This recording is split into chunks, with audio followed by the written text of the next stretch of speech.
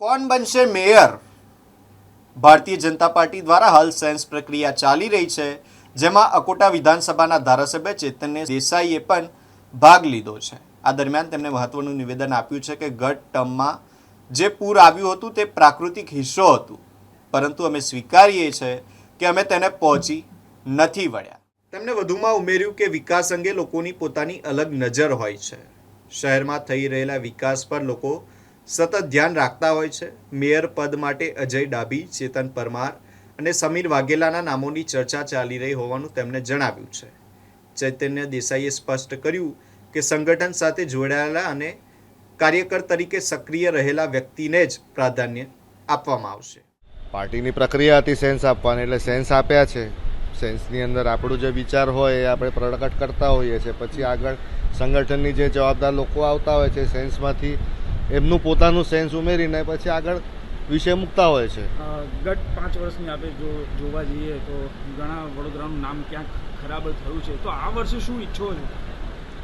જો અમુક વખતે હવે ફ્લડ આવ્યું, ફ્લડને બધું છે તો પ્રાકૃતિક હતું, બહુ વધારે પડતી અતિશોક્તિ પ્રકૃતિની થઈ અને ફ્લડ આવ્યું.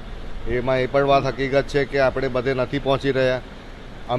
હું પોતે પણ અકોટા વિધાનસભામાં સ્વીકારું છું કે અમે દરેક જગ્યાએ નહોતા પહોંચ્યા અને બધાની મદદ ચોક્કસપણે નથી કરી શક્યા. પરંતુ વિકાસની દ્રષ્ટિએ જોવા જાઓ તો વિકાસ તો કંઈ ને કંઈ નાનું મોટું તમારું રિહેબિલિટેશન હોય, ગટરનું કે પાણી લાઇનની વૃદ્ધિ કરવાની હોય, આઉટગ્રોથ વિસ્તાર વધ્યો હોય એટલે એની માટે સુવિધાઓ કરવાની હોય. એટલે આ તો સતત ચાલુ જ રહ્યું છે, એની અંદર કશે રૂકાવટ આવી નથી. એટલે વિકાસના દ્રષ્ટિએ દરેકની દ્રષ્ટિ જુદી હોય જોવાની.